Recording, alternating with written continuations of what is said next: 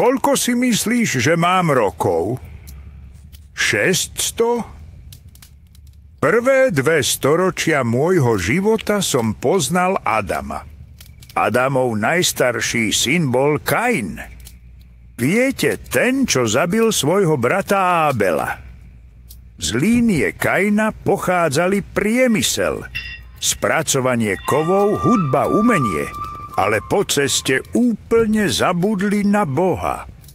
A jednoducho sa rozhodli žiť po svojom.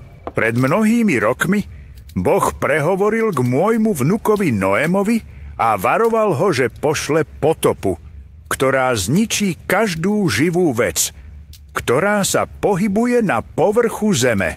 Boh povedal Noachovi, aby postavil veľkú loď archu. A viete čo? Už je takmer hotová. Prežil som 969 rokov, ale môj čas sa už čoskoro skončí.